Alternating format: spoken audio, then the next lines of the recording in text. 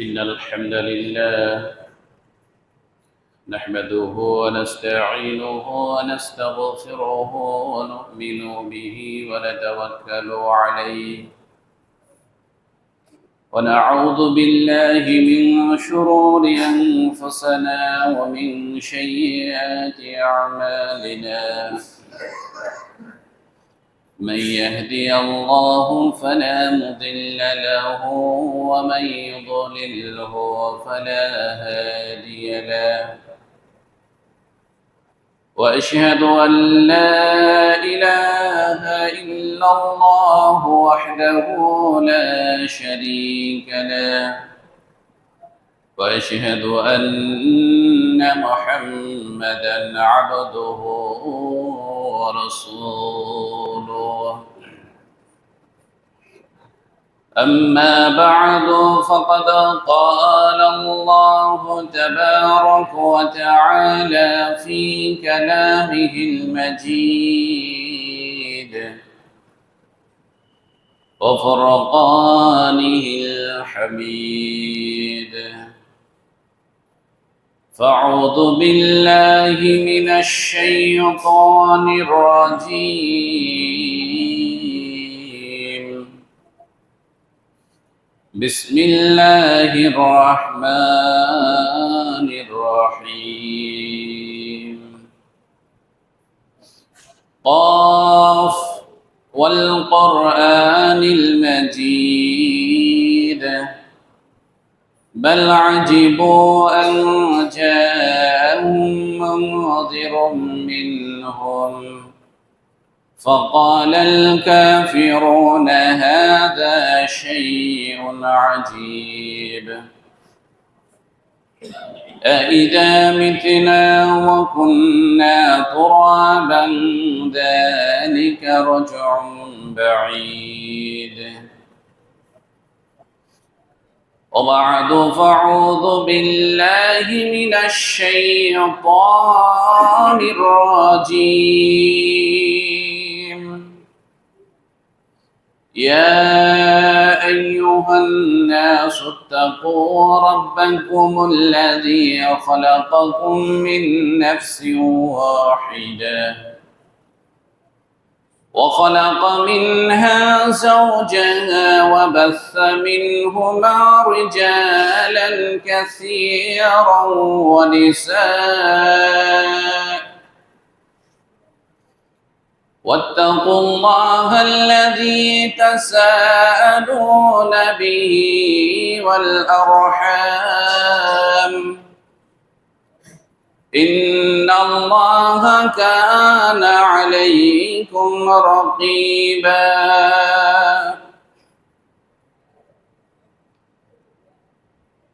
عن أبي هريرة رضي الله تعالى عنه قال قال رسول الله صلى الله عليه وسلم ثلاثة منجية وثلاثة ملهكة فأما المنجيات فاتقوا الله في السر وعلانية القول بالحق في الرضا والسخط الصدق في الغنى والفقر وأما الملهكات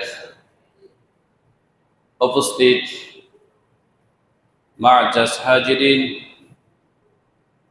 প্রশংসা আল্লাহ সুবহানাহু ওয়া তাআলার জন্য যে মহান সৃষ্টিকর্তা মহিয়ান গরিয়ান রাহমাতাল লিল আলামিন যার অশেষ মেহেরবানিতে করুণায় আমরা প্রত্যেক জুমার ন্যায় আজকের এই জুমার দিনেও আল্লাহ সুবহানাহু ওয়া তাআলার ইবাদত করার জন্য পৃথিবীর সর্বশ্রেষ্ঠ স্থান এবং একমাত্র আল্লাহ সুবহানাহু ওয়া তাআলার মনোনীত ঘর মসজিদে উপস্থিত হতে পেরেছি সেই মহান আল্লাহ সুবহানাহু ওয়া তাআলার দরবারে জানাই সাজদায়ে শুকর কালিমাতে শুকরিয়া আদা করি আলহামদুলিল্লাহি রাব্বিল আলামিন দরুদ ও তাসলিমা বর্ষিত হোক শহীদুল মুরসালিন খাতামুন নবিয়্যিন রাহমাতাল লিল আলামিন, আশরাফুল আম্বিয়া, প্রিয় নবী মুহাম্মদুর রাসূলুল্লাহ সাল্লাল্লাহু আলাইহি ওয়াসাল্লামের প্রতি আল্লাহুম্মা সাল্লি আলাইহি আল্লাহুম্মা বারিক আলাইহি। প্রিয় উপস্থিতি, আজকে আমরা আলোচনার বিষয়বস্তু একটি হাদিসকে কেন্দ্র করে, যে হাদিসের দুটি অংশের মধ্যেকার একটি অংশ বিশেষ তেলাওয়াত করেছি। আল্লাহ সুবহানাহু ওয়া তাআলার নবী মুহাম্মদ সাল্লাল্লাহু আলাইহি ওয়াসাল্লামের মুখশ্রিত বাণী, বর্ণনাকারী আবু হুরায়রা রাদিয়াল্লাহু তাআলা আনহু। হাদিসটির বিষয়বস্তু তিনটি মুক্তিদানকারী পদ্ধতি, পথ, আর তিনটি ধ্বংসের পথে নিয়ে যাওয়ার পদ্ধতি বা পথ। দুটি বিষয়, দুটি দিক রয়েছে হাদিসে। একটি দিককে নির্দেশ দিয়ে তিনটি বিষয়কে উল্লেখ করেছেন, যে তিনটি বিষয় মানুষ তার জীবনে বাস্তবায়ন করতে পারলে মুক্তি পাবে, জান্নাতে প্রবেশ করবে। অপর তিনটি, যেই তিনটি মানুষ যদি পরিত্যাগ না করে, তাহলে মানুষ ধ্বংসপ্রাপ্ত হবে, জাহান্নামে প্রবেশ করবে। আমরা আজকে হাদিসের এই বক্তব্যকে কেন্দ্র করে কোন তিনটি আমাদের মুক্তি দিবে আর কোন তিনটি আমাদেরকে ধ্বংস করবে, এই ৬টি বিষয় নিয়ে আমরা আলোচনা করব ইনশাআল্লাহুল আজিজ। ওমা তাওফীক ইল্লা বিল্লাহ, আলাইহি তাওয়াক্কালতু ওয়া ইলাইহি উনীব। আল্লাহ সুবহানাহু ওয়া তাআলার নবী মুহাম্মদ সাল্লাল্লাহু আলাইহি ওয়াসাল্লাম বলছেন, তিনটি মানুষদের জন্য মুক্তির পথ। তার একটি হচ্ছে গোপনে হোক আর প্রকাশ্যে হোক আল্লাহকে ভয় করা। যে তিনটি জিনিস মানুষকে মুক্তি দেয়, জান্নাতে নিয়ে যায়, সে তিনটির প্রথমটি হচ্ছে গোপনে হোক আর প্রকাশ্যে হোক আল্লাহকে ভয় করতে হবে। মহান আল্লাহ বলেন, ইয়া আইয়ুহাল্লাযীনা আমানুত্তাকুল্লাহ হাক্কা তুকাতিহি ওয়া লা তামুতুন্না ইল্লা ওয়া আনতুম মুসলিমুন। হে মুমিনগণ, তোমরা আল্লাহকে ভয় করো, যথাযথভাবে ভয় করার মতো ভয় করো। দ্বিতীয় কথা, ওয়ালা তামুতুন্না ইল্লা ওয়া আনতুম মুসলিমুন হাক্কা তুকাতিহি। প্রথম কথার হচ্ছে হাক্কা তুকাতিহি, আল্লাহকে ভয় করো, ভয় করার মতো ভয় করো। আসলে আল্লাহর ভয় যদি আমাদের অন্তরে, কলবে থাকে, তাহলে অন্যায় কাজ করা আমাদের পক্ষে কখনো সম্ভবপর নয়।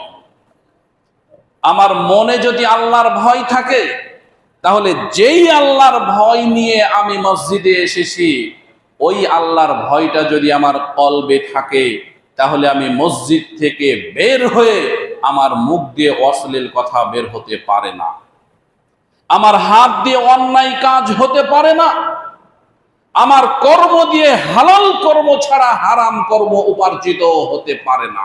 হাক্কা তুকাতিহি, এটাকে এরকম ভাবে নিতে হবে। আল্লাহকে প্রকৃতপক্ষে ভয় করতে হবে, শুধুমাত্র মৌখিক স্বীকৃতিতে নয়, শুধুমাত্র মানুষকে দেখানোর জন্য আল্লাহকে ভয় করা নয়। গোপনে হোক প্রকাশ্যে হোক, যদি পানির নিচে আমি ডুব দিয়ে ডুবে থাকি, সেখানেও আমাকে আল্লাহকে ভয় করতে হবে।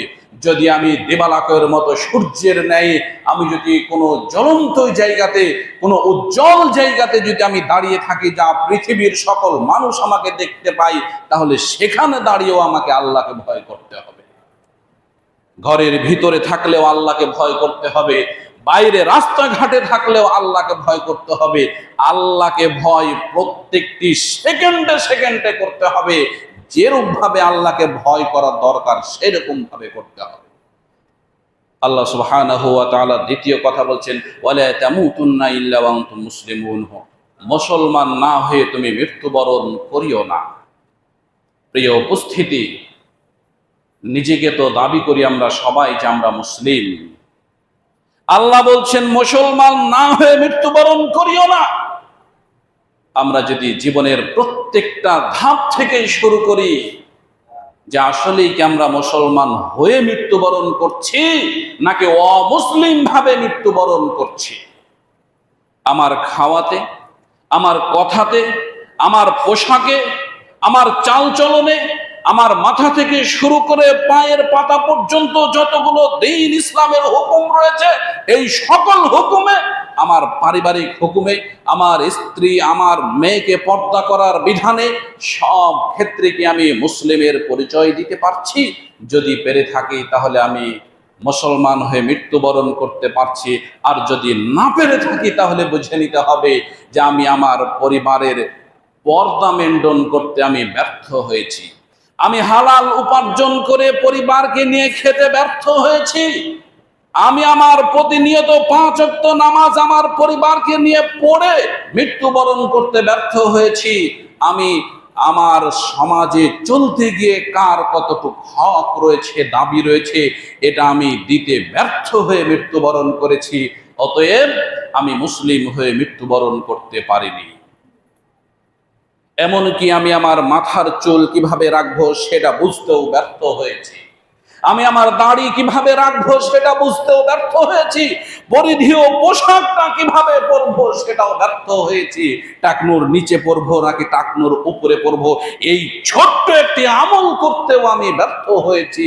আমি কিভাবে পেশাব পায়খানা করব, কিভাবে পবিত্রতা অর্জন করব সেটা বুঝতেও আমি ব্যর্থ হয়েছি। আল্লাহ বলছেন ওয়ালা তামুতুন্না ইল্লা ওয়া আনতুম মুসলিমুন। আমি পবিত্র হতেই শিখলাম না, তাহলে মুসলিম হলাম কিভাবে? প্রিয় উপস্থিতি, আল্লাহ সুবহানাহু ওয়া তাআলার এই আয়াতগুলোকে ভালো করে লক্ষ্য করতে হবে যে আসলেই কি আমি মুসলিম হয়ে মৃত্যুবরণ করছি নাকি আমি যখন মৃত্যুবরণ করছি সে সময়টিতে আমি অপবিত্রই থেকে যাচ্ছি। প্রিয় উপস্থিতি, আল্লাহ সুবহানাহু ওয়া তাআলার নবী মুহাম্মদ সাল্লাল্লাহু আলাইহি ওয়াসাল্লামের একটি দোয়া না বলেই নয়, প্রিয় নবী মুহাম্মদ রাসূলুল্লাহ সাল্লাল্লাহু আলাইহি ওয়াসাল্লামের একটি কথা না বললেই নাই। বিদায় হজের ভাষণে আল্লাহ রাসূল দার্থহীন কণ্ঠে মানুষদেরকে বলছেন, ইয়া আইয়ুহান নাস ইত্তাকুল্লাহ রাব্বাকুম ওয়া সাল্লু খামসাকুম ওয়া সামু শাহরাকুম ওয়া আদ্দু যাকাতা আমওয়ালিকুম। ও হে পৃথিবীর মানুষেরা, তোমরা শুনে রাখো, ইত্তাকুল্লাহ রাব্বাকুম, তোমরা তোমাদের রবকে ভয় করো, ওয়া সাল্লু খামসাকুম, তোমাদের উপরে যে 5 ওয়াক্ত নামাজ ফরজ করে দেওয়া হয়েছে এই 5 ওয়াক্ত নামাজই তোমরা আদায় করো। 1 ওয়াক্ত 2 ওয়াক্ত 4 ওয়াক্ত নয়, 5 ওয়াক্ত নামাজ আমি তোমাদেরকে ফরজ করেছি, তোমরা 5 ওয়াক্ত নামাজের 5 ওয়াক্তই আদায় করো। ওয়াসামু শাহরাকুম, তোমরা রমাদান মাস আসলে রমাদান মাসের রোজা পালন করো। ওয়াদ্দু যাকাত আমওয়ালিকুম, তোমরা তোমাদের মালের যাকাত পরিপূর্ণভাবে হিসাব করে প্রদান করো। এবং তোমরা ওয়াতিউযু আমরিকুম, তোমরা তোমাদের নেতার নেতৃত্বকে আনুগত্য করো। তাদখুলু জান্নাতা রাব্বাকুম, তোমরা তোমাদের রবের জান্নাতে প্রবেশ করো।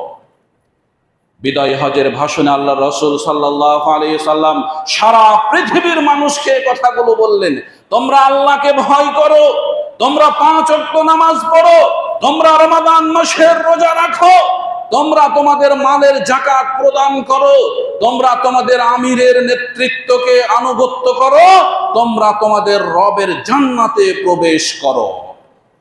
তাহলে রবের জান্নাতে প্রবেশ করলে উপরের যে 5টি কথা আল্লাহ রাসূল বললেন, এই 5টি কথা আপনাকে আমলে বাস্তবায়ন করতে হবে। প্রিয় উপস্থিতি, আমরা বলছিলাম মুক্তিদায়ী 3টি পথে, তার একটি হচ্ছে আল্লাহকে ভয় করা, দ্বিতীয়টি হচ্ছে আল্লাহ রাসূল সাল্লাল্লাহু আলাইহি সাল্লাম এবং আল্লাহ সুবহানাহু ওয়া তাআলা বলছেন সদা সত্য কথা বলা, সেটা মানুষের পক্ষে হোক বা মানুষের বিপক্ষে হোক। আল্লাহ সুবহানাহু ওয়া তাআলা বলছেন, ইয়া আইয়ুহাল্লাযীনা আমানুত্তাকুল্লাহ ওয়া কুনু মা'আস সাদিকিন, হে মুমিনগণ, যারা সালাত আদায় করো, যারা সিয়াম পালন করো, যারা সত্য কথা বলো, যারা নবীকে বিশ্বাস করো, যারা ফেরেশতাকে বিশ্বাস করো, কোরআনকে বিশ্বাস করো, যারা বিচারের মাঠকে বিশ্বাস করো, মুমিনদেরকে নির্দিষ্ট করে আল্লাহ বলছেন অকুনু মা সাদিকিন, তোমরা সর্বক্ষণের জন্য সত্যবাদীদের সঙ্গী হও।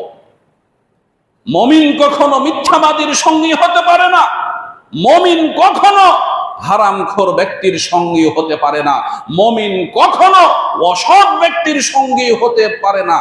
একাধিক দিন এই জন্য আমরা বলছি, আল্লাহ রাসূল সাল্লাল্লাহু আলাইহি সাল্লাম বলছেন আল বুগদু লিল্লাহ ওয়াল হুব্বু লিল্লাহ। যদি তুমি কাউকে ভালোবাসো, তোমার ভালোবাসাটাও যেন হয় আল্লাহর জন্য। যদি তুমি কারো সাথে শত্রুতা পোষণ করো, তাহলে সেটাও যেন হয় আল্লাহর জন্য। আমি তোমার সাথে সম্পর্ক ছিন্ন করলাম, এজন্য করলাম যে তুমি মুমিন নও, তুমি সালাতকে ফাঁকি দিচ্ছ, তুমি সিয়ামকে ফাঁকি দিচ্ছ, তুমি সত্য কথা বলা থেকে দূরে সরে আছো, তুমি পর্দা করা থেকে তোমার পরিবারকে দূরে রাখছো। তোমার পরিবারের সাথে আমার পরিবার এভাবে বেহায়া বেলিল্লা উলঙ্গ হয়ে চলতে কখনোই পারে না। তুমি মানুষকে ঠকাচ্ছ, তুমি মিথ্যা কথা বলছো, মানুষকে ধোঁকা দিচ্ছ। আমি তোমার বন্ধু হতে পারি না, আমি তোমার সঙ্গী হতে পারি না। আল্লাহ সুবহানাহু ওয়া তাআলা নিজেই বলছেন মুমিনদেরকে যে তোমরা সত্যবাদীদের সঙ্গী হও। কেন? রাসূল সাল্লাল্লাহু আলাইহি সাল্লাম বিষয়টি স্পষ্ট করছেন, আলাইকুম বিসিদক, হে মুমিনেরা তোমরা শুনে রাখো, সত্যবাদিতা এমন একটা মহাগুণ, সত্যবাদিতা এমন একটা মহাগুণ, এটা তোমাদের উপরে আবশ্যক করে দেওয়া হয়েছে, অপরিহার্য করে দেওয়া হয়েছে। কেন তোমরা কি জানো? আল্লাহ রাসূল সাল্লাল্লাহু আলাইহি সাল্লাম বলেন, ফাইন্না সিদকা ইয়াহদি ইলাল বিররি, নিশ্চয় সত্যবাদিতা মানুষকে সৎ কর্মের দিকে পরিচালিত করে। সত্য কথাটা কত বড় মহৎ গুণ! যদি কেউ সত্যের উপরে থাকে, তাহলে সেই সত্যটা ওই মানুষটাকে সৎ পথে পরিচালিত করে, কখনো ভুল পথে নিয়ে যায় না, কখনো বাঁকা পথে নিয়ে যায় না, কখনো মিথ্যা পথে পরিচালিত করে না। আর ওয়া ইন্নাল বিররা ইয়াহদি ইলাল জান্নাহ, আর এই সৎ পথে পরিচালিত করার বিষয়টি হচ্ছে তাকে জান্নাতের মধ্যে প্রবেশ করিয়ে দেয়। অতএব সত্য কথাটা বলতেও ছোট, সত্য কথাটা শুনতেও ছোট, সত্য কথাটা মুখেও রয়েছে আমাদের, কিন্তু দুঃখের বিষয় হচ্ছে এটাই, আমরা সত্যের উপরে জীবন জীবিকা নির্বাহ করতে পারছি না। আমি পারছি না, আমার পরিবারও পারছে না, আমার সমাজ পারছে না, আমার দেশ পারছে না, কেউ পারছে না। কিন্তু মানুষ যদি সত্যের উপরে সর্বক্ষণের জন্য নিজের জীবন জীবিকা নির্বাহ করে, তাহলে এই সত্যটাই মানুষকে জান্নাতে নিয়ে যাবেন, এটা রাসূল গ্যারান্টি দিচ্ছে। অতএব সত্যের উপরে থাকাটা হচ্ছে মুক্তির দ্বিতীয় পথ। মুক্তির তৃতীয় পথ আল্লাহ রাসূল সাল্লাল্লাহু আলাইহি সাল্লাম এবং আল্লাহ সুবহানাহু ওয়া তাআলা বলছেন, ওয়াল্লাযীনা ইযা আনফাকু লাম ইসরিফু ওয়া লাম ইয়াকতুরু ওয়া কানা বাইনা যালিকা কাওয়ামা। সচ্ছলতা হোক আর অসচ্ছলতা হোক, উভয় অবস্থাতে মানুষকে মধ্যম পন্থা অবলম্বন করতে হবে। আমি গরিব রয়েছি অর্থ সম্পদের দিক দিয়ে, পক্ষান্তরে অন্যজন বিত্তবান রয়েছে, ধনী রয়েছে অর্থ সম্পদের দিক দিয়ে, হতে পারে জ্ঞানের দিক দিয়ে, যেই কোনো ক্ষেত্রে হোক না কেন মধ্যম পন্থা অবলম্বন করতে হবে। এটা আল্লাহর শিক্ষা নির্দেশ, রাসূলের শিক্ষা, রাসূলের আদর্শ। আল্লাহ সুবহানাহু ওয়া তাআলা বলছেন, ওয়াল্লাযীনা ইযা আনফাকু লাম ইসরিফু ওয়া লাম ইয়াকতুরু ওয়া কানা বাইনা যালিকা কাওয়ামা। যখন তারা ব্যয় করে তখন তারা অপব্যয় করে না আর কৃপণতাও করে না। মানুষ যখন ব্যয় করে তখন মানুষ যে অপচয় করে না আর কৃপণতাও করে না, এটাই হচ্ছে মধ্যম পন্থা অবলম্বন করা। আমার কাছে খাবার আছে, আমি অঢেল খাবার খেয়ে ফেললাম, খাবার খাওয়ার কারণে অসুস্থ হয়ে গেলাম। আমার কাছে বিদ্যা আছে, জ্ঞান আছে, এই জ্ঞানের তাকাব্বুরিতে, জ্ঞানের অহংকারে ছোট ছোট মানুষদেরকে বা যাদের জ্ঞান কম আছে, যারা অশিক্ষিত, তাদেরকে আমার পাশে ভিড়তে দিলাম না, তাদেরকে আমি আমার পাশে নিলাম না, তাদের প্রশ্নকে আমি গুরুত্ব দিলাম না, তাদেরকে কাছে টেনে ভালো করে উপদেশ দিলাম না। এই কথাগুলো যেন কখনো না হয়। আমার অর্থ আছে, আমার সম্পদ আছে, আমার সব কিছু আছে, আমার আভিজাত্য আছে, আমার দাপট আছে, এজন্য আমি কি করলাম, আমার পাশে বসে থাকা ড্রাইভারকে, যিনি আমাকে সারা দিন ব্যাপী যত্নের সহিত ঘুরিয়ে নিয়ে বেড়াচ্ছে, অফিস থেকে ওই অফিস নিয়ে যাচ্ছে, এখান থেকে ওখানে নিয়ে যাচ্ছে, দুপুরে যখন খাবার সময় হয়েছে তখন আমি আমার অফিস স্টাফদেরকে নিয়ে ভিআইপি একটা সুন্দর জায়গাতে বসে থেকে খাচ্ছি, আর ড্রাইভারকে বললাম তুমি ওই কোণাতে গিয়ে বসে থেকে এটা দিয়ে খেয়ে নাও। এটা কখনো মধ্যম পন্থা অবলম্বন করা হলো না। আমি যখন খেলাম তখন আমি অর্ধেক খেলাম, অর্ধেক ফেলে দিলাম, অর্ধেক রেখে দিলাম। আর আমার সেই খাবারটা যিনি সার্ভ করছেন, যিনি আমাকে খাবারটা দিচ্ছেন, তিনি যখন খাচ্ছেন তখন হয়তোবা ডাউল দিয়ে কচুর শাক দিয়ে ভাত খেয়ে তিনি তখন আফসোস করছেন, ইসরে এত বড় বড় বড় লোক, এরা অর্ধেক খেলো অর্ধেক নষ্ট করে দিল। এই নষ্টের অর্ধেকের অর্ধেকও যদি আমরা পেতাম তবে জি শান্তি করে মন ভরে তৃপ্তি সহকারে খেতাম। অতএব বুঝতে হবে কথাটা যে কোন জায়গাতে আমার অপচয় হচ্ছে আর কোন জায়গাটিতে আমার কৃপণতা হচ্ছে। প্রিয় উপস্থিতি, আল্লাহ রসুল সাল্লাল্লাহু আলাইহি ওয়াসাল্লাম এবং আল্লাহ সুবহানাহু ওয়া তাআলার আরো একটি আয়াত থেকে আমরা যদি বলি, আল্লাহ রসুলের একটি হাদিস বলছেন, ক্বাদ আফলাহা মান আসলামা, ওই ব্যক্তিটি সফলতা অর্জন করলো যে ব্যক্তিটি দ্বীন ইসলামের ছায়ার তলে আসলো। অরুজিকা কাফাফান, ওই ব্যক্তিকে আল্লাহ সুবহানাহু ওয়া তাআলা নির্দিষ্ট রুজি দিয়ে দিয়েছে। যে দ্বীন ইসলামের ছায়ার তলে এসেছে তাকে আল্লাহ নির্দিষ্ট পরিমাণের রুজি দিয়েছেন। এবং আল্লাহ সুবহানাহু ওয়া তাআলা নবী সাল্লাল্লাহু আলাইহি সাল্লাম বলছেন, ওয়াকান্নাহু আল্লাহু বিমা আতাহু, তার যা প্রয়োজন ছিল সেই প্রয়োজন পর্যন্ত আল্লাহ তাকে দিয়েছেন, যার কারণে সে ব্যক্তিটি আল্লাহর উপরে সন্তুষ্ট হয়েছেন। আল্লাহ ওই ব্যক্তিটিকে সফলতা বলে ঘোষণা করেছেন। তাহলে দ্বীন ইসলামের ছায়ার তলে যে এসেছে তাকে তার পরিপূর্ণ রুজি আল্লাহ দিয়েছেন। পরিপূর্ণ রুজি পেয়ে সে ব্যক্তিটি আল্লাহর সন্তুষ্ট অর্জন করেছেন। আল্লাহর সন্তুষ্টি অর্জন করার জন্য রাসূল বলছেন, ক্বাদ আফলাহা, ওই ব্যক্তিটি সফলতা অর্জন করেছেন। আমি কি অবস্থায় আছি এটা আমার বিষয় নয়, বিষয় আমি দ্বীন ইসলামের ছায়ার তলে আছি। আল্লাহ আমাকে পরিপূর্ণ পরিবার দিয়েছেন, পরিপূর্ণ থাকার স্থান দিয়েছেন, পরিপূর্ণ স্বাধীনতা দিয়েছেন, পরিপূর্ণ রিজিক দিয়েছেন। রিজিক যেটাই দেন না কেন আল্লাহ সুবহানাহু ওয়া তাআলা দিয়েছেন। আর এটা পেয়ে সন্তুষ্টি অর্জন করলে আমার নবী বলেছেন যে আমি সফলতা, অতএব আমি আলহামদুলিল্লাহ সফলতা অর্জন করেছি। প্রিয় উপস্থিতি, এই তিনটি বিষয় হচ্ছে আমাদের মুক্তির একটা পথ। এক, প্রকাশ্যে হোক আর গোপনে হোক আল্লাহকে ভয় করতে হবে। দুই, মানুষ সন্তুষ্টি হোক আর অসন্তুষ্টি হোক সদা সত্য কথা বলতে হবে। এখন আপনি রাজনীতি নেতৃবৃন্দই হন, আর মসজিদের ইমামই হন, আর এলাকার বা পাড়া মহল্লার মুরব্বী হন না কেন, সত্য কথাই আপনাকে বলতে হবে। এখন বললাম কি আলোচনা করি, কোন কথাটা বলি, এখানে অমুক ব্যক্তি আছে, যদি এই কথা বলি তাহলে ওর বিরোধিতায় চলে যাবে, জুমার পরে আমাকে বলবে আপনি এছাড়া আর বিষয় পেলেন না।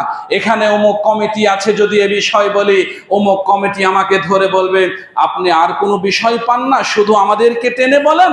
রাজনীতি নেতৃবৃন্দ বলছে এটা তো সত্য কথা, যদি এটা আমি মঞ্চে দাঁড়িয়ে থেকে বলি তাহলে আমার নেতা, আমার নেত্রী আমার প্রতি অসন্তুষ্ট হবে, আমাকে পদমর্যাদা দিবে না, আমাকে বড় বড় কাজ দেবে না। ওটা থাক, মানুষকে ধোঁকা দেওয়ার জন্য যেভাবে সাজিয়ে গুজিয়ে বলা যায় সেভাবেই আমি বলতে হবে আমাকে সত্য কথা, তবু আমি বলবো না। এভাবে করে আমি চলছি, এভাবে করে আপনি চলছেন, এভাবে করে আমার আপনার সমাজ চলছে। কিন্তু চলার ভিতরে যেটা আমরা হারিয়ে ফেলছি সেটা হচ্ছে সত্যবাদিতাটাকে হারিয়ে ফেলছি। আর সত্যবাদিতাটাকে হারিয়ে ফেলার কারণে আমার ইহকাল ধ্বংস, আমার পরকাল ধ্বংস। 3 নম্বরে আল্লাহ রসুল সাল্লাল্লাহু আলাইহি সাল্লাম বলছেন, সচ্ছলতাই হোক আর অসচ্ছলতাই হোক, সর্বক্ষণের জন্য মধ্যম পন্থা অবলম্বন করতে হবে। আজকে আমার অর্থ আছে, যাও তোমাকে 2-5 কোটি টাকা দিয়ে দিলাম, এটা করে দাও। কালকে গিয়ে আমি আমার ছেলে মেয়ে স্ত্রী পরিবার সবাইকে নিয়ে রাস্তায় বসলাম, এটা কখনো দিন ইসলাম সাপোর্ট করেনি। কখনো রাসূল সাল্লাল্লাহু আলাইহি সাল্লাম সাহাবীদেরকে এরকম ধরনের অনুমতিও পর্যন্ত দেয়নি যে সব কিছুই তুমি দান করে দাও। আবার কখনো এরকম কৃপণ হতেও বলেনি যে অর্থ থাকার পরেও তোমার প্রতিবেশী ভুক্তভোগী হয়ে আছে, অসুস্থতায় কাতরাচ্ছে, তোমার সমাজ একেবারে নিকৃষ্ট হয়ে আছে, নাজেহাল অবস্থায় আছে, আর তুমি অর্থ নিয়ে শুধু আকাশেই উড়ে বেড়াচ্ছ। তোমার প্রতিবেশী, তোমার আত্মীয় স্বজন, তোমার পাড়া প্রতিবেশী কোনো দিকেই তুমি লক্ষ্য করছো না। এরকম কৃপণ হতেও আল্লাহ রাসূল সাল্লাল্লাহু আলাইহি সাল্লাম কখনো বলেননি। প্রিয় উপস্থিতি, এবার 3টি বিষয় রয়েছে, যে 3টি বিষয়কে আমাদের মধ্যে অবস্থান করার কারণে আমরা সত্যি ধ্বংসের পথে চলে যাচ্ছি। তার প্রথম বিষয়টি হচ্ছে আল্লাহ রাসূল সাল্লাল্লাহু আলাইহি সাল্লাম বলছেন, তার 1 নাম্বার বিষয় হচ্ছে আমরা আমাদের মনের প্রবৃত্তির পূজারী হয়ে গেছি। মানুষ তার মনের প্রবৃত্তির পূজারী হয়ে যাওয়ার কারণে মানুষ আজ ইহকালীন এবং পরকালীন ধ্বংসের ভিতরে চলেছে। আল্লাহ সুবহানাহু ওয়া তাআলা বলছেন, কুল ইন্নী নুহিদু আন আ'বুদাল্লাযীনা তাদউনা মিন দুনিল্লাহ কুল লা আত্তাবিহু আহওয়াকুম ক্বাদ দালালতু ইযা ওয়া মা আনা মিনাল মুহতাদিন। আল্লাহ সুবহানাহু ওয়া তাআলা আরো বলছেন, ওয়াকুলিল হাক্কু মির রাব্বিকুম ফামান শাআ ফালইউমিন ওয়া মান শাআ ফালইকফুর ইন্না আ'তাদনা লিয-যালিমিনা নারা। আল্লাহ রাসূল সাল্লাল্লাহু আলাইহি ওয়াসাল্লাম এইজন্য আল্লাহর কাছে বারবার বলতেন, আল্লাহুম্মা ইন্নী আউযু বিকা মিন মুনকারাতিল আখলাক ওয়াল আ'মাল ওয়াল আহওয়া। 3টি জিনিস আল্লাহর রাসূল সর্বক্ষণের জন্য আল্লাহর কাছে চাইতেন। সে 3টি জিনিস কি? আল্লাহ রাসূল দোয়া করতেন, আল্লাহর কাছে সর্বক্ষণের জন্য চাইতেন, আল্লাহুম্মা ইন্নী আউযু বিকা মিন মুনকিরাতিল আখলাক ওয়াল আ'মাল ওয়াল আহওয়া। হে আল্লাহ, আমি তোমার কাছে আশ্রয় চাইছি আমার চরিত্রের খারাপ দিক থেকে। আল্লাহ, আমি তোমার কাছে আশ্রয় চাইছি আমার কর্মের খারাপ দিক থেকে। হে আল্লাহ, আমি তোমার কাছে আশ্রয় প্রার্থনা করছি আমার মনের প্রবৃত্তির খারাপ প্রবৃত্তি থেকে। 3টি জিনিস আল্লাহর রাসূল আল্লাহর কাছে সর্বক্ষণের জন্য চাইতেন। বলুন তো আমি কয়বার চাই আর আপনি বা কয়বার চান? কয়বার বা আল্লাহকে বলি, আল্লাহ প্রতিটা সেকেন্ডে আমার প্রবৃত্তি জড়িয়ে আছে, প্রতিটা সেকেন্ডে আমার কর্ম জড়িয়ে আছে, প্রতিটা সেকেন্ডে আমার চরিত্র জড়িয়ে আছে।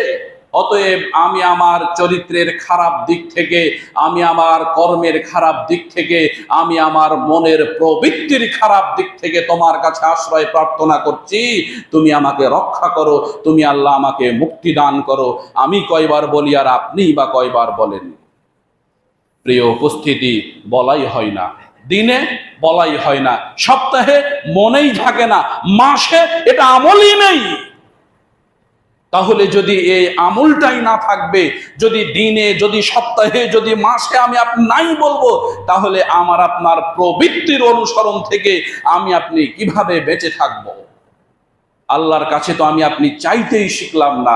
আল্লাহ সুবহানাহু ওয়া তাআলা তাই বলছেন, কুলিল হাক্কু মির রাব্বিকুম। হে নবী মুহাম্মদ সাল্লাল্লাহু আলাইহি সাল্লাম, আপনি বলে দিন, হাক্কু মির রাব্বিকুম, হক আসে, সত্যটা আসে, এটা তোমার রব্বিকুম, তোমার রবের কাছ থেকে। এটা কোনো মানুষের বানানো নয়, এটা কোনো নবী রাসূলের সৃষ্টি করা পদ্ধতি নয়, সরাসরি রবের পক্ষ থেকে হক আসে। ফামান শাআ ফালইউমিন, যে ব্যক্তিটি চায় এই সত্যটাকে মেনে নিয়ে সে ব্যক্তিটি মুমিন হোক। ওমান শাআ ফালইকফুর, যে ব্যক্তিটি চায় সে ব্যক্তিটি কুফরি করুক, সে ব্যক্তিটি কাফের হয়ে যাক, সে ব্যক্তিটি আমার দিন থেকে সরে যাক, সে ব্যক্তিটি মুহাম্মদের অনুসরণ থেকে সরে যাক, তাতে আমার কোনো আসে না যায় না। আমি কি করেছি? ইন্না আ'তাদনা লিয-যালিমিনা নারা, এই সকল জালিমদের জন্য আমি জাহান্নামের আগুন প্রস্তুত করে রেখেছি। প্রিয় উপস্থিতি, আল্লাহ সুবহানাহু ওয়া তাআলা আমাকে আপনাকে আমার আপনার বিবেকের উপরে ছেড়ে দিয়েছেন।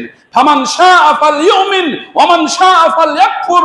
হক এসেছে আল্লাহর পক্ষ থেকে, অতএব তুমি এই হকের উপরে থাকবে কি থাকবে না সেটা তোমার ইচ্ছার উপরে ছেড়ে দিলাম। তবে মনে রেখো, জালেমের জন্য আমি আল্লাহ আগুন প্রস্তুত করে রেখেছি, আগুনে পুড়িয়ে তাকে শাস্তি দেবই দেব।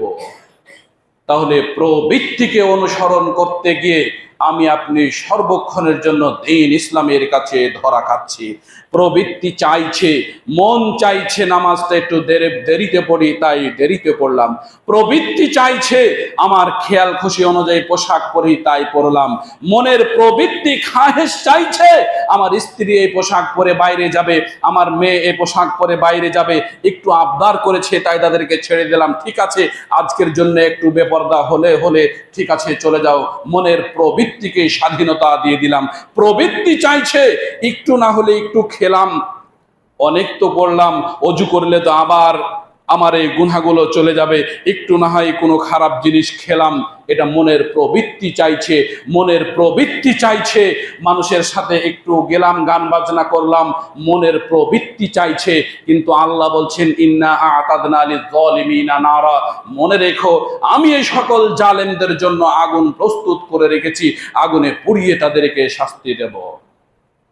প্রিয় উপস্থিতি, আমরা সর্বক্ষণের জন্য যেখানে ধরা খাচ্ছি সেটা হচ্ছে আমাদের মনের প্রবৃত্তি। মনে যা চাই তাই করি, কোরআন সুন্নাহ কি বলে সেটাতে আমরা কর্ণপাত খুব কম করি, খুবই কম করি। কিন্তু যারা মুমিন, যারা সত্যিকার অর্থে আল্লাহকে বিশ্বাস করে, তারা প্রবৃত্তির কথা কখনোই শুনে না, তাদের ডান্ডা সর্বক্ষণের জন্য শক্ত থাকে। এই ছেলে তোমাকে না বলেছে 5 ওয়াক্ত সালাত আদায় করবে মসজিদে জামাতের সহিত, 1 ওয়াক্ত তুমি ছেড়েছো কেন? কার নিঃশ্বাসে তুমি চলো, কার রহমতে তুমি চলো, কার অক্সিজেন তুমি ভক্ষণ করো, কার আলোতে বাতাসে তুমি বেঁচে আছো?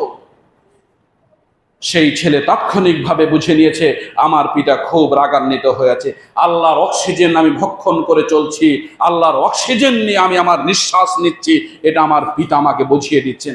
আল্লাহর আলোতে বাতাসে আমি চলছি, এটা আমার পিতা আমাকে শাসন করছেন। আল্লাহর পৃথিবীতে আমি চলছি, এটা আমার পিতা আমাকে শাসন করছেন। আমি যে নিঃশ্বাস নিচ্ছি, আমি যে বেঁচে আছি, আমার হায়াত আমার মত উভয়টির মালিক হচ্ছে আল্লাহ, আমি এর মালিক নই। এখনই যদি মালিক আমার দমটা ছিনিয়ে নেই, তাহলে এখনই আমি লাশে পরিণত হব। অতএব আমার প্রবৃত্তির অনুসরণ করা আমার পক্ষে সাজে না, কখনোই নয়। আল্লাহ আমার প্রবৃত্তির অনুসরণ করার জন্য জাহান্নামের আগুনকে প্রস্তুত করে রেখেছেন। প্রিয় উপস্থিতি, আল্লাহ রসুল সাল্লাল্লাহু আলাইহি সাল্লাম যেই দোয়াটি করতেন, সেই দোয়াটি এই জন্য আমাদেরকে বারবার করতে হবে যাতে প্রবৃত্তির অনুসরণ থেকে আমরা বাঁচতে পারি। দ্বিতীয়টি হচ্ছে এই, আল্লাহ সুবহানাহু ওয়া তাআলা এত সুন্দর করে পৃথিবীবাসীকে বোঝানোর চেষ্টা করছে, কিন্তু পৃথিবীবাসী কোনো মতেই বুঝতে চেষ্টাই করছে না। সেটা হচ্ছে কি, মানুষের অতিরিক্ত লোভ লালসার কারণে মানুষ ইহকালীন ধ্বংস, পরকালীন ধ্বংস। আল্লাহ সুবহানাহু ওয়া তাআলা বলছেন ওয়ালা তাজিদান্নাহুম আহরাসান নাস আলা হায়াত ওয়া মিনাল্লাযীনা আশরাকু ইয়াওয়াদ্দু আহাদুহুম লাউ ইয়াম্মারু আলফা সানা ওয়া মা হুয়া বিমুযাহজিহি মিনাল আযাবি আইয়াম্মার আল্লাহু বাসীরুম বিমা তা'মালুন।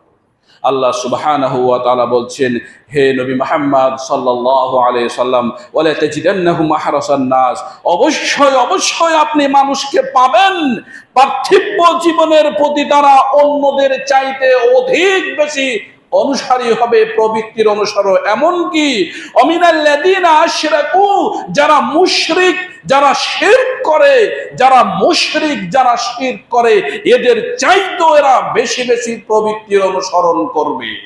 আল্লাহ বলছেন পৃথিবীর মানুষকে আপনি পাবেন যারা দুনিয়ার প্রতি বেশি লোভ দেখাবে, বেশি তাদের আগ্রহ থাকবে।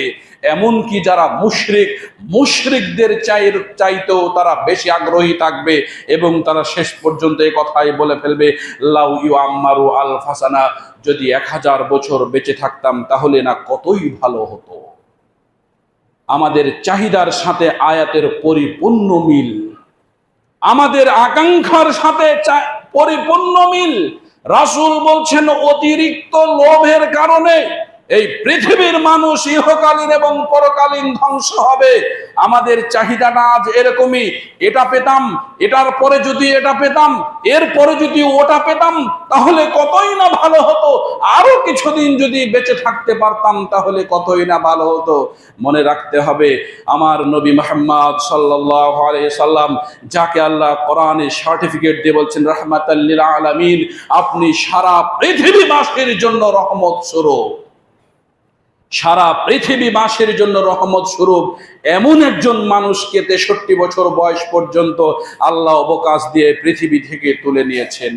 আপনি আমি 70 বছর, 80 বছর, 90 বছর বয়স পাওয়ার পরেও বলছি, যদি আর কিছুদিন বেঁচে থাকতাম তাহলে কতই না ভালো হতো, যদি আর কিছুদিন অবকাশ পেতাম তাহলে কতই না ভালো হতো।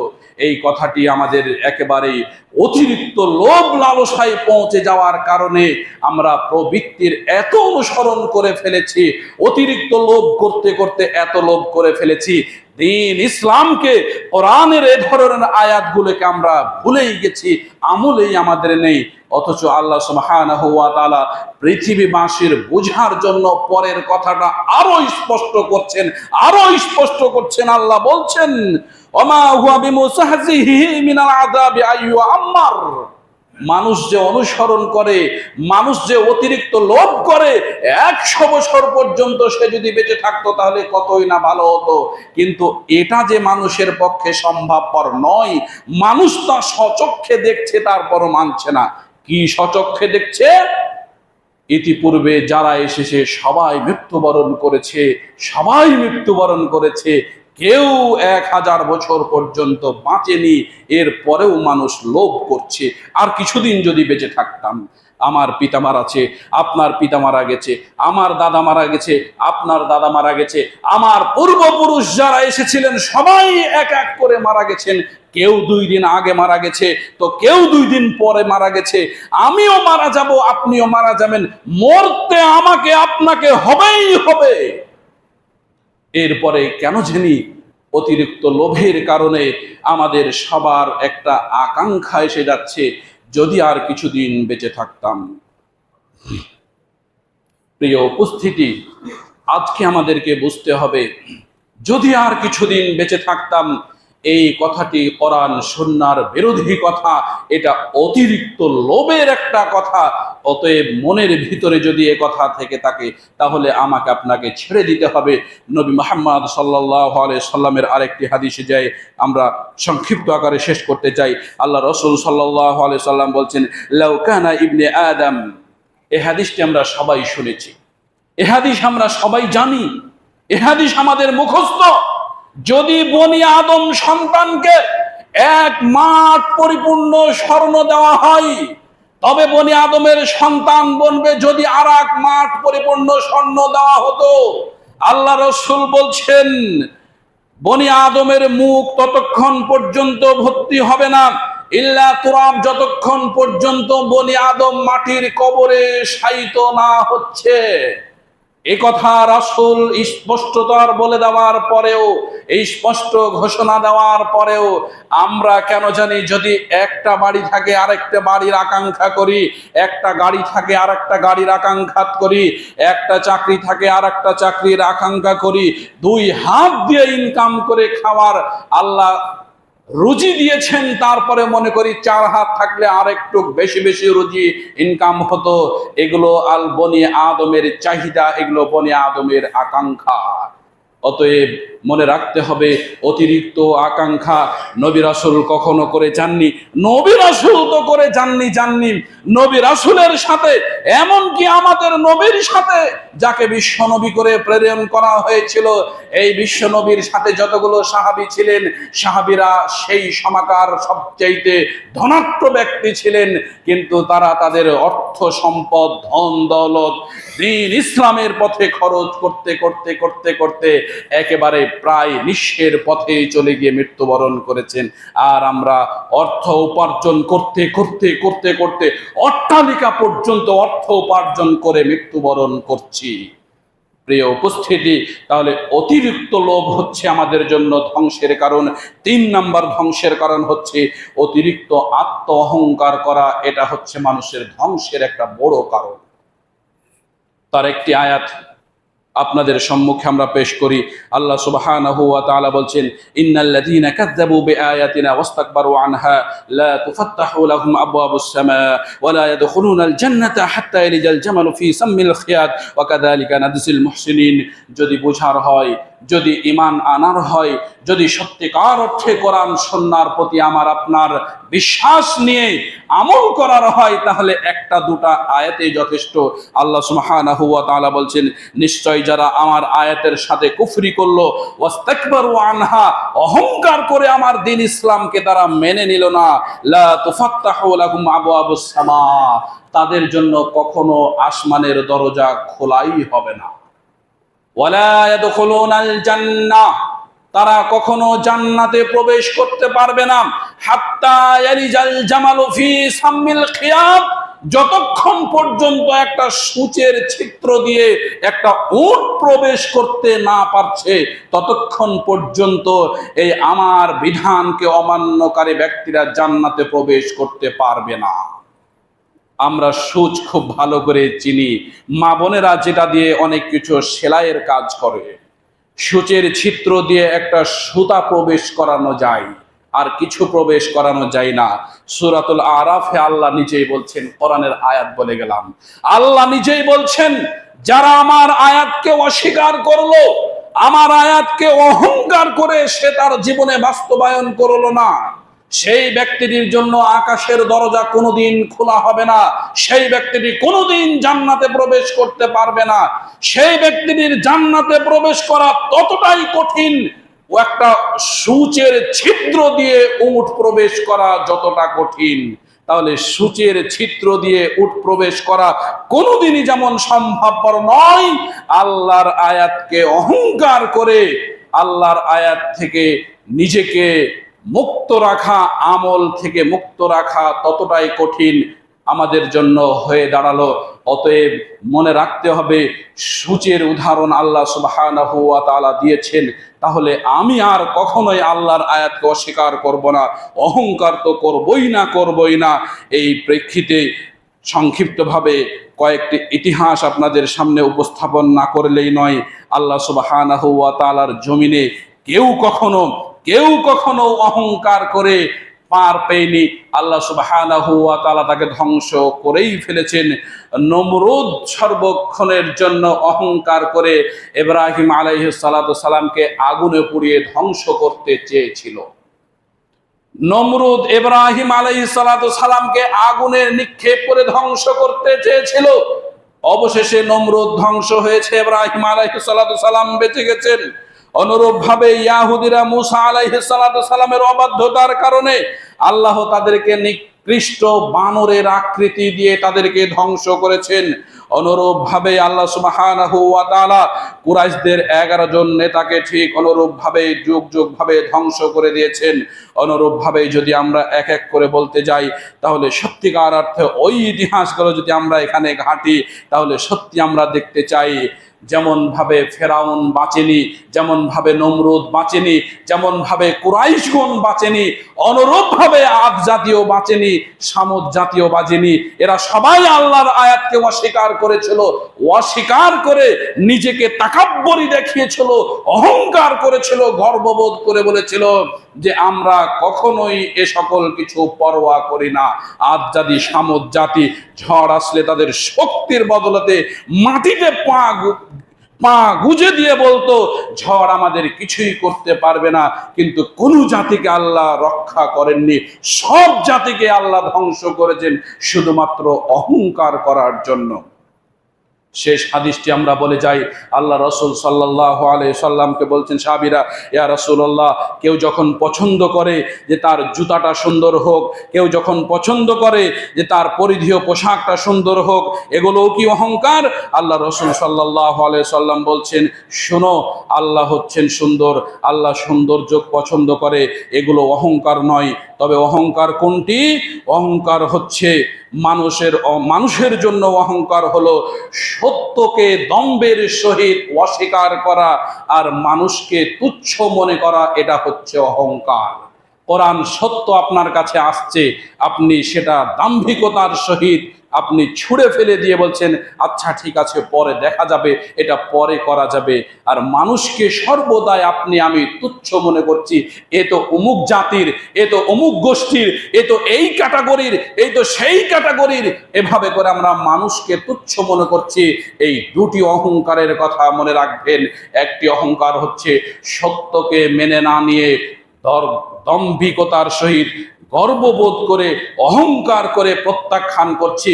দ্বিতীয়টি, মানুষের ভিতরে আমরা প্রকারভেদ তৈরি করছি, ক্লাসিফিকেশন তৈরি করে মানুষকে আমরা প্রকারভেদ তৈরি করে এক একজনকে এক এক প্রকারে রাখছি। এই দুটি হচ্ছে আমাদের জন্য অহংকার। আল্লাহ এ দুটি কখনোই পছন্দ করেন না। অতএব আজকের জুমার দিন আমরা এই কথাই বলি, রব্বুল আলামিন রাসূলের শিক্ষা থেকে, রাসূলের হাদিস থেকে তিনটি আমরা মুক্তির পথ পেয়েছি, তিনটি ধ্বংসের পথ পেয়েছি। মুক্তির তিনটি পথ পেয়ে এই মুক্তির পথগুলোতে যেন আমরা অটল থেকে আমরা আমাদের এই ইহকালীন জীবনটাকে পরকালীন জীবনে পরিবারে জমাতে পারি, তুমি আমাদেরকে সেই তৌফিক দাও। আল্লাহুম্মা আমিন। রব্বুল আলামিন ধ্বংসের তিনটি পথ যেন আমাদের মনের ভিতরে, আমাদের অন্তরের ভিতরে কখনো না আসে, তুমি এ থেকে আমাদেরকে পরিত্রাণ দান করো। আল্লাহুম্মা আমিন। আকুলু কাওলি হাযা আস্তাগফিরুল্লাহ লি ওয়া লাকুম ওয়া লিসাইরিল মুসলিমিন। বারাকাল্লাহু লানা ওয়া লাকুম ফিল কুরআনিল মাজিদ। إن الحمد لله وحده والصلاة والسلام على من لا نبي بعده. أما بعد فأعوذ بالله من الشيطان الرجيم. يا أيها الذين آمنوا إذا نودي للصلاة من يوم الجمعة فاسعوا إلى ذكر الله وذروا البيع ذلكم خير لكم إن كنتم تعلمون. أمر الشباب. اللهم صل على محمد وعلى آل محمد كما صليت على إبراهيم وعلى آل إبراهيم إنك حميد مجيد.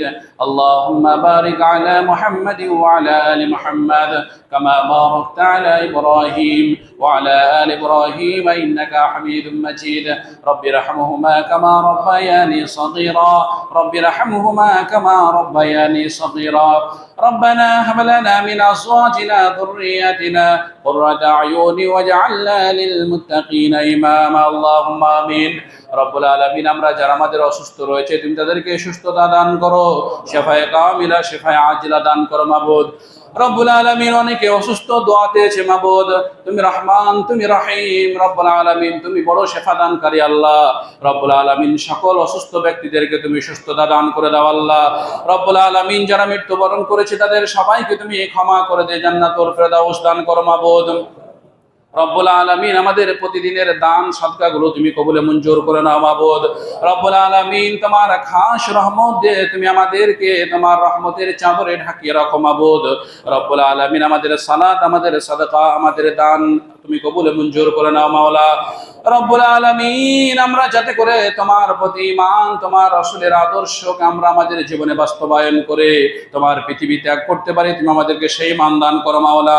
রব্বানা তাকাব্বাল দুআইনা ওয়া সাদাকাতিনা সুবহানা রাব্বিকা রাব্বিল ইজ্জাতি আম্মা ইয়াসিফুন ওয়া সালামুন আলাল মুরসালিন ওয়াল হামদুলিল্লাহি রাব্বিল আলামিন। আমিন সুম্মা আমিন।